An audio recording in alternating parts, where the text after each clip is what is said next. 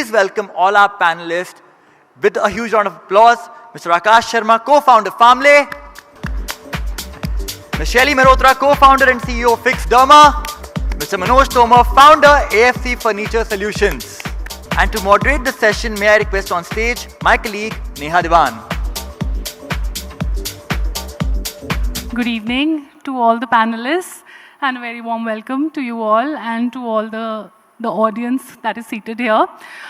It's great to have you all join us here today. And we had a very interesting session by my colleague Dhruv on the future of businesses that have stood the test of time. And now we will speak about the new playbook for business growth and disrupting and scaling up. So Akash, I would first like to come to you on that. And I want to speak a bit about Farmley, which entered a crowded snacking category. So back then, which was in 2017, what made you think that you can be a differentiator in this space? Sure, thanks. So good evening, everyone. And of course, glad to be here on this platform to share some of the perspectives that I've been able to personally make in the past 9 years now. So dry fruits and nuts, so specifically, when we started off in 9 years back, honestly, the idea was not to make a consumer brand in snacking that probably Farmley today is. In fact, the idea was to organize the supply chain, to organize the different processors, different farmers. So, there are at least 100 different people who are present before the dry fruits and nuts become consumable worthy for us as end consumers. So we wanted to really disrupt that supply chain. And I think what the nerve that we could capture in a very crowded market was that there was still a very decent 98% market which was consuming dry fruits and nuts, which were coming from the common mandis, etc., and the quality was still not up to the mark. There was still that 2% population which wanted better quality products, which wanted to pay premium for those products. And I think what we could envision at that point of time, at the right time, I would say, is that this 2% will actually grow very substantially over a period of next couple of years of a growing pie. So that 2% back then, let's say, was of a $2 billion market. Today, this 2% probably has become, somewhere between 15 to 20% of today a $7 to $8 billion market. So that's how large the absolute, value of the market has basically kind of, grown. What has led to this growth is honestly, the growing awareness, the growing social media influence, a lot of health influencers who have been coming into the market, who have been educating all of us, and the Gen Zs and the millennials getting into the consumption behavior themselves. Let's say 10 years back, a lot of times probably, at least for me, my parents would have probably brought the household groceries for dry fruits and nuts and etc., right?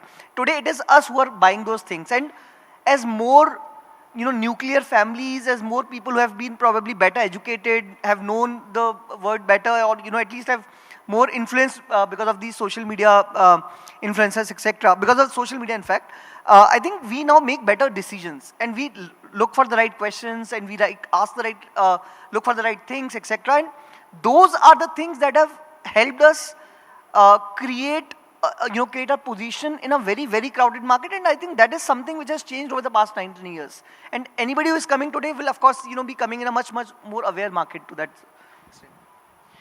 Yeah, so the market has evolved. The choices have also been shaping up as per the consumer needs and demands, and health choices, as you said, the demand for that is rapidly on the rise. On that note, Shaily, I want to come to you, and of course, we interacted very recently, in which you mentioned about how Indian brands need to have their own inspiration, and they need to carve a path of their own. But on that note, the skincare industry has also become highly competitive now. So brands such as yours, how have you been able to create a mark in the market?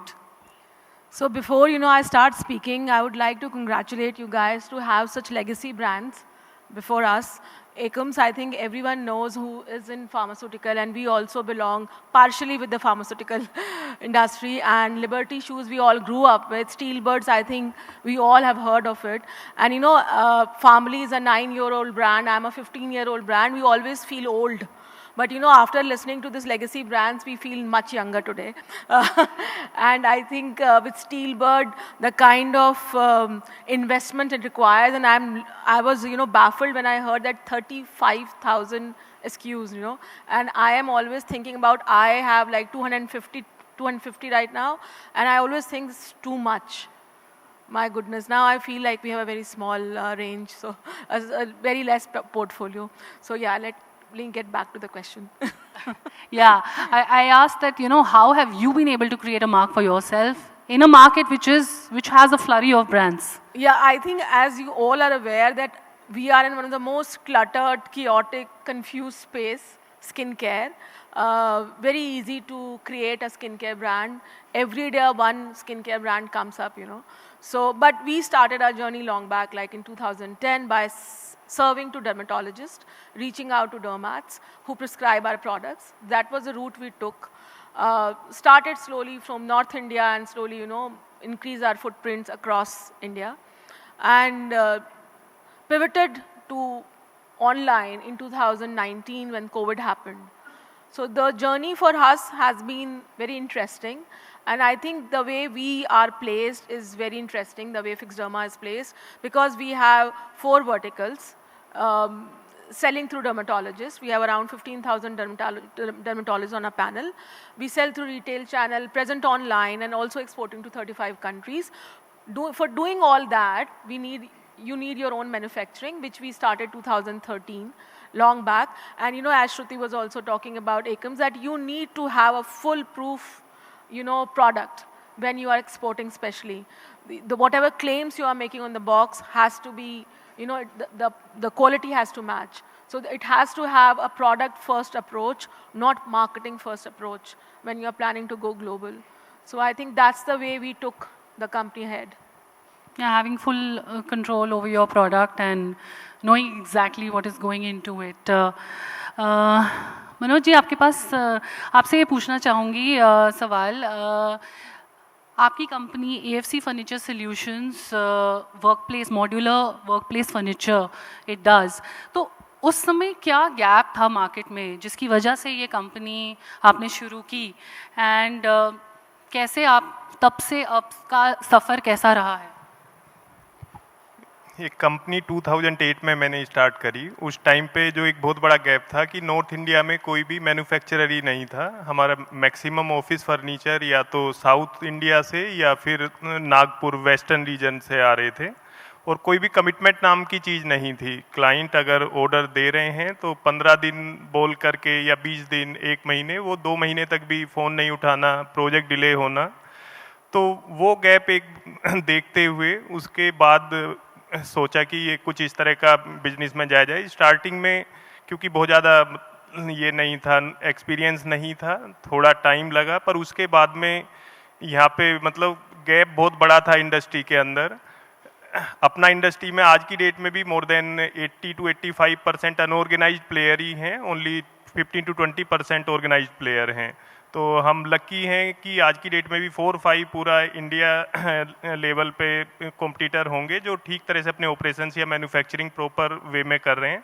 Otherwise तो unorganised player ही ज़्यादा हैं, और कुछ इसमें अभी भी international players यहाँ पे जो और भी हाई एंड क्वालिटी के लिए इंडिया में अभी भी वो क्वालिटी मतलब आज से 10 साल पहले तक तो नहीं बन पा रही थी, पर अभी धीरे धीरे चाइना से तो पूरी तरह से बंद हो गया है. मेरे ख्याल से 14 से धीरे धीरे स्टार्ट हुआ, पर आफ्टर कोविड हमारा मॉडुलर ऑफिस फर्नीचर चाइना से 100% बंद हुआ है. पर कुछ अभी अमेरिकन ब्रांड्स हैं जो कि यहाँ पे भी कर रहे हैं. तो वही एक इंस्पिरेशन था कि पहली बात तो नॉर्थ में कोई नहीं है, दूसरी बात कमिटमेंट नाम की चीज़ नहीं है. जब स्टार्ट हुआ मैन्युफैक्चरिंग तो क्लाइंट सेंट्रिक हमेशा से अप्रोच रखी, आप 2 क्लाइंट्स के लिए काम कीजिए, पर उनको 100% अगर हम दे रहे हैं तो वो धीरे धीरे करके जो जर्नी है, तो आज की डेट में हम प्राउडली 1000+ लोगों की टीम AFC बनी. तो वो सब क्लाइंट की वजह से ही है. अपने डे बाय डे हमने जिस तरह से प्रोसेस क्वालिटी इम्प्रूव करी, मार्केट की डिमांड को समझ के काम किया. Wonderful. So I think जो एक common thread आ रहा है that each of you were able to identify a very unique gap which existed, and you were able to leverage on that, be it in terms of healthy snacks, beauty, or skincare, as well as workplace furniture. Right. Coming back to you, Akash, we also heard from Arushi in the previous panel that how the game changer for them was listening to the consumer. So on that note, I want to ask you that direct consumer feedback, how did that shape Farmley's decisions and products over the years? So I think, this entire model, right, the D2C model, which is direct to consumer model, the evolving thesis, the fundamental thesis why it started at the first place was to address the growing gap between the consumer demand and what the FMCG produced. So traditionally, a lot of FMCG distribution used to be heavily dependent upon the offline network. There used to be a lot of retailers, distributors, modern traders, etc., right? Over a period of time, as the consumption started to shift more towards the Gen Zs and the millennials, like I last covered, right? The gap in what the consumer wanted and the gap in what actually was being produced kind of grew. So the D2C model started because after social media coming in, it became slightly easier for the consumer brands to reach out directly to the end consumers to basically tell them the value proposition that they were basically kind of coming in with. They were kind of bringing in, because before that you really had to do a 10 crore ATL activity where you would at least be present across multiple television sets or newspapers, etc., to be even able to get the fair message across in terms of what is your delta value proposition compared to, let's say, some of the traditional FMCG brands, right? So now with this D2C model coming in, the social media made this possible, of course the internet made this possible, and then the entire direct to consumer cohorts using some of the Shopify came in, a lot of things came in, and it became just slightly easier to make your social media page and then kind of ship. Of course there were a lot of enablers who kind of made this possible. With Ship Rocket was there in terms of logistics, etc., right? So we could start to do that, and then the second value add because of this, what happened is you would have the direct contact details of your consumers. Now with this contact details, even if a product that you have shipped, and if you can directly talk to your 1,000 customers in a particular month, you would directly get the feedback. So there's just no intermediary at all. It's a direct consumer feedback. Their product was not working, your packaging was not fine, your logistics partner was not fine, your pricing is very high, whatever it is, right? So it's a direct feedback which comes to you, which makes you incrementally improve your products, your pricing, your services, etc. Now as a third, so once we had the first, we had the second, then of course not even every brand, while they are direct to consumer brand, has the ability to really listen to the consumer feedback, remove all the noise that comes associated with that consumer feedback, and have very direct input metrics or output metrics in terms of what are the right actionables, right? So when even today, let's say when we speak with at least 10,000 different consumers on a monthly basis, and we have a very dedicated team, of course, which does this actively based geographically. So we have a team in South, we have a team in West, we have a team in East, which does this very actively.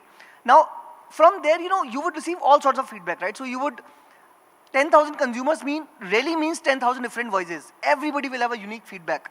The capability to mold those feedback into some of those very overarching themes, right? I think that is where I would say somewhat of the gut feeling comes in, somewhat of the data analysis, and of course the teamwork comes in.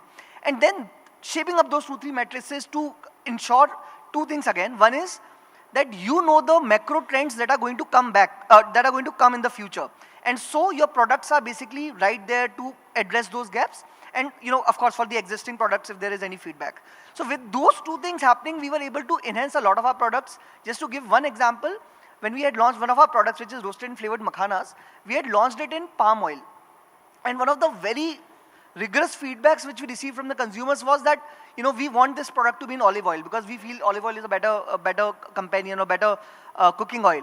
So we immediately changed that, and we started with olive oil. And then of course that consumers feel closer to your brand because of it, and of course you incrementally change your product. So I think with these three flywheels and listening to the macro feedbacks, you can really do wonders.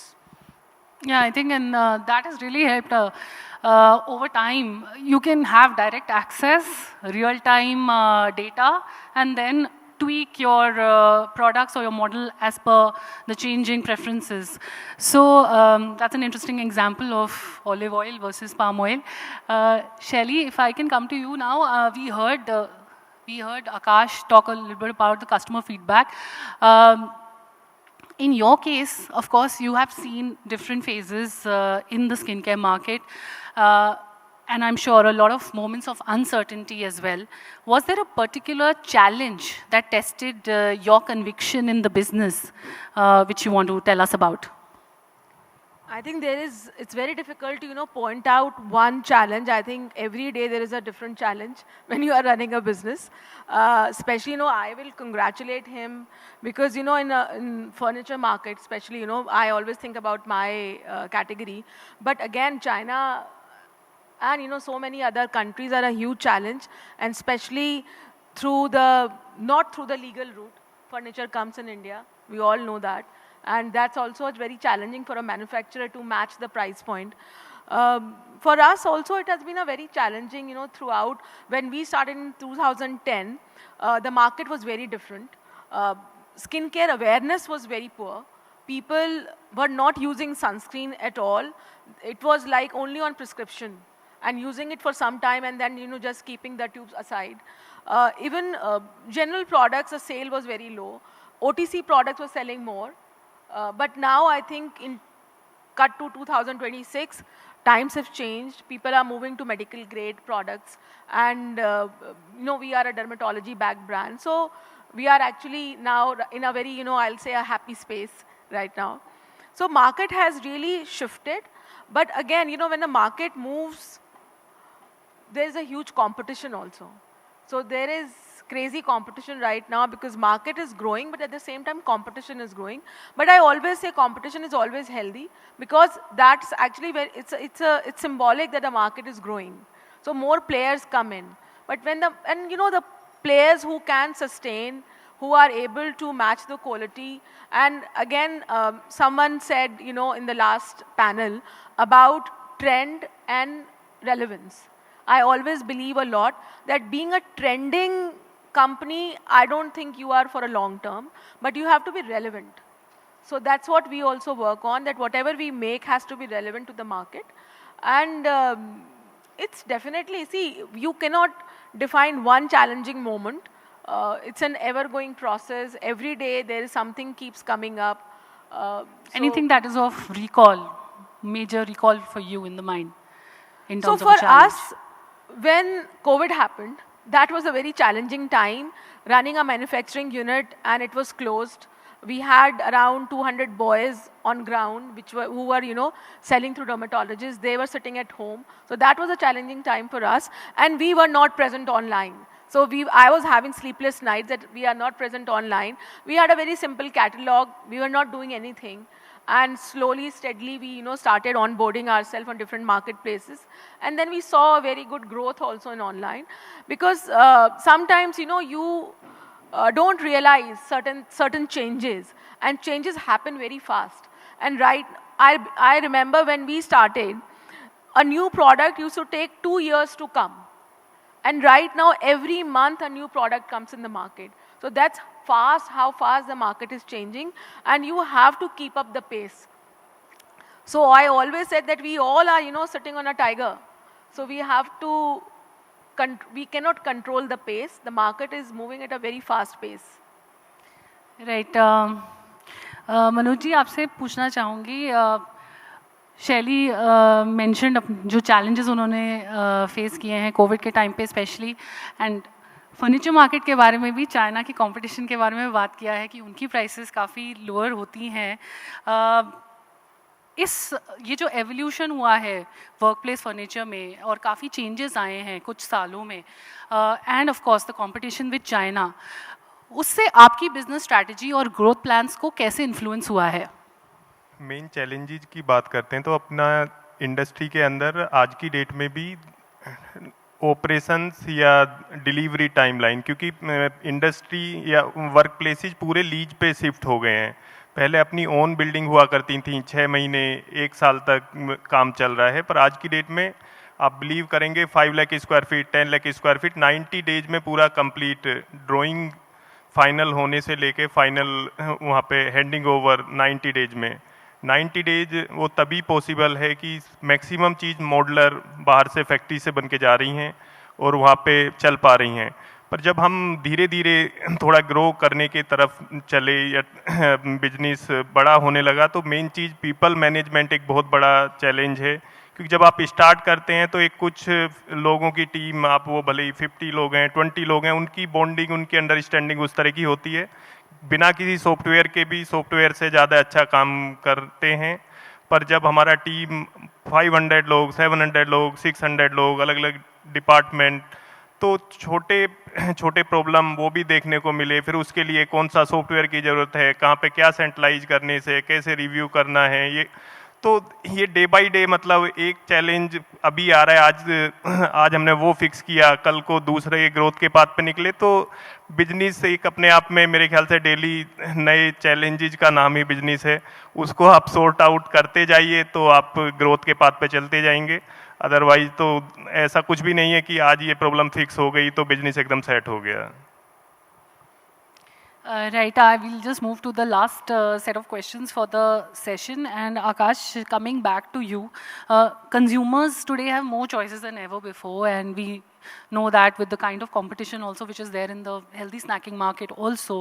So what does it take for a new age brand to earn a permanent place in their basket? I would actually start with the fact that there's no permanent place in the consumer's basket, or there's nothing like that. It never had been. Today it is even more so, right? Now, in terms of, I think what we can do differently or how to get to that permanent place in the, or at least try to get to that permanent place in the consumer's basket, is I think by, the capability, what, in the last round I said, right? The capability to listen to them and henceforth innovate on the products and keep giving them the products that they are now demanding. So I'll give you again a very quick example. In the past, at least just 2 to 3 years, there has been a very, very rapid shift in the consumer demand in the healthy snacking industry, where now the consumers are demanding protein in their snacks. Now, this is something probably not a lot of us would have envisioned 2 years, 3 years back, that in your namkeens, in your cookies, you would actually want protein to be there, right? India, of course, is protein deficient, but even in the snacking, it will come to this place nobody would have envisioned. Now, just your capability to, again, to be close to consumers and henceforth innovate products like that, and henceforth by the time this wave hits the market, rather than someone new taking in that position, you actually have some product positioning that can, that can cater to those needs. I think that is one. The second, of course, is, in a very cluttered market, you need to be as a brand, very clutter-free, as much clutter-free as possible. So when we talk to our consumers in all our brand positionings, etc., we try to maintain the positioning that, hey, we are not going to ask you to, to start looking at snacking as just a very functional thing, right? Where you are only counting your calories, or you are only counting if I have taken protein, if I have taken fiber, if I have taken XYZ things. For us, snacking still remains a vibe, right? So when you are eating your samosas or eating your namkeens, that energy, that happiness that you gain should effectively be there even when you are consuming your daily snacks. So we just try to keep that vibe. So that's the clutter-free brand positioning that we basically try to give to our consumers. And I think last but not the least, I think quality, and in the last panel also, I think it came again and again. Quality is a very, very important positioning in a very premium product. So what we try to ensure is that, our entire supply chain is with us. So we have 100%, we have 98% manufacturing in-house. And we have control, complete control over the quality, over the supply chain, over the products that come in. A lot of our products are imported. Almost 60% of our products are imported. So the capability to still have those products while the entire global ecosystem is going through whatever it is going through, right? So having those things, capability to give to your consumers a very consistent quality throughout the time, no matter what is happening in the global supply chain. I think some of those things over a period of time develop that trust on the brand. but it still, does not give you a 100% mandate to be always there in the basket. Yeah, but like you said, maybe slowly you kind of make that inroads into the minds of the consumer, and over time it just becomes stronger. Shaily, on a similar note, consumers today have access to a lot of information and misinformation than previous times. So how do brands build credibility in such an environment? Yeah, it's actually a $1 million question because social media is playing a very crucial role right now. So, the influencers have become the new diktat, whatever they say, people believe in it. But we, as a company, and I think majority of the PPC companies, we believe that you have to go with the flow. When we started our influencer marketing in post-COVID, our dermatologists were very upset with us. They really showed, really showed their anger. They were shooing away our salespeople from their clinics that go and ask the influencer. And I remember when we took Baman Irani for one of our products as a brand ambassador, so some of the doctors, they were making sarcastic remarks that why don't you ask Baman, what to do. So it was not an easy shift for us. But then slowly we all settled down. And everyone understood that this is not going to go away. And they play a very major role. So, even celebrities, that way, there's a major shift because the creators are playing a very big role. Because, the consumers relate to them. They look like the next door girl or a boy who's talking about the product. And they see more credibility in her version, whenever she or he is talking about the product. So it has changed, the shift has happened, and we all are accepting it and going with the flow. So for us as a company, I mean, we are also using the same platforms. We all have to be present on the same platforms. And the way, the penetration of internet, not internet, I'll say, the marketplaces, buying on marketplaces was just 13% 5 years back. And it's almost 27 to 28% right now. So, and the same set of consumers who are online now are buying online. So it is changing. We are seeing we have to accept it. The footfall is poor right now in shops. And the way quick commerce is growing, every day it's like an exponential growth. So if you just keep your eyes closed or ignore it or keep saying that, oh, I don't believe in this and I believe in the old model, I don't think it's going to help. So we all have to adapt and go with the flow. Like you said about staying relevant is important, is more important. And I think all the MNCs, large companies, legacy brands, all are realizing it and then they are accepting it and adopting it. Right. Manoj ji, last question of the session आपके लिए. जैसे जैसे company बढ़ी 2008 से, क्या सबसे harder हुआ, सबसे मुश्किल क्या हुआ आपके लिए कंपेयर टू जो आपने सोचा था? आपने कुछ टाइम पहले जैसे पीपल मैनेजमेंट की भी बात की, तो क्या हायरिंग, मैनेजिंग कल्चर, क्वालिटी या कुछ और, क्या सबसे मुश्किल हुआ ओवर द इयर्स? सबसे मुश्किल काम वैसे पीपल मैनेजमेंट ही है, अगर मैं अपना एक्सपीरियंस बताऊं. आप क्वालिटी, ऑपरेशंस, सब कुछ पीपल से ही होना है, अदर देन पीपल कुछ भी नहीं है. तो उसके साथ साथ क्योंकि हम लोग जब एक जीरो से स्टार्ट वाले बिजनेस होते हैं तो ट्रस्ट आने में भी टाइम लगता है. तो बहुत अच्छे टैलेंट मिलने में भी जो एमएनसी को बहुत जल्दी मिल जाते हैं वो हमारे को मिलने में टाइम लगता है. लोग आ भी गए हैं तो क्योंकि जो पहले से पुराने लोग हैं उनका भी अभी कंपनी क्योंकि टाइम के अकॉर्डिंग चेंज होना पड़ेगा हर एक स्टेज में, तो उनका माइंडसेट कुछ अलग है. नए एम्प्लॉय उसके लिए अगर वो कोशिश करें तो उनका आपस में एक तो वो सबसे बड़ा चैलेंज है. साथ में ऑपरेशंस की भी अगर बात करते हैं क्योंकि जब तक मल्टीपल डिपार्टमेंट एक साथ मिलके एक पेज पे काम नहीं करेंगे तो शायद से कोई भी प्रोजेक्ट या कोई भी कंपनी सक्सेसफुल नहीं हो पाएगी. पर टाइम लगता है, उतना मुश्किल भी नहीं है मेरे ख्याल से. तो सब हम इंसान हैं किसको मुझे लगता है आपको राजीव जी से पूछना चाहिए, उन्हें वो कौन सी कॉफी या चाय पिलाते हैं कि कोई छोड़ता नहीं उनकी कंपनी को। नहीं वो Yes, no retirement age there. वो हम भी Because you know, attrition rate, what he said, is a very big problem right now. नहीं, For नहीं। all of us, people management, team management is a bigger challenge. मेरा तो बहुत सारा time LinkedIn पे जाता है टू Is that the नहीं, same for you, इस Akash? मामले में हम भी वैसे काफी लकी हैं। अभी हमारा कंपनी मेरे ख्याल से हम मोर देन 200 पीपल होंगे हमारे, जो 8 ईयर हमने जो मेजर एक्सपेंशन किया 19 के बाद ही किया है, पर 200 प्लस हमारे तब के हैं और 100 प्लस पीपल जो 10 ईयर प्लस के हैं।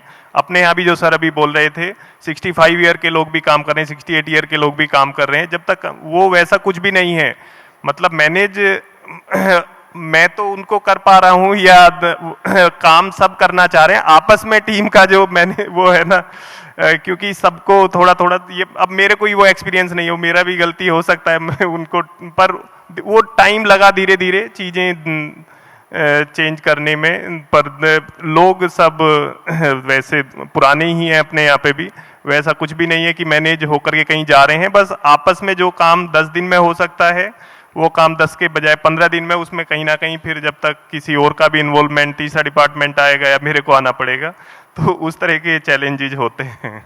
So Naina asked you, I remember you asked the challenges. So one of this is also a challenge. आपको लगता है आज का दिन कुछ अच्छा लग रहा है सुबह, and then you get a resignation from somewhere, you know. I think I think that's where some collaboration between the legacy brands and some of the emerging brands can also come into play and act as a ready reckoner. But thanks a lot for all those insights. I think quality and going with the flow, as you said, and also manufacturing, all of these play a key role in the ecosystem today, and they will continue to be important for us, and a lot of businesses here can also take a cue from that. Thanks a lot for joining us and giving you us so those much. tips. Thank you. Thank you.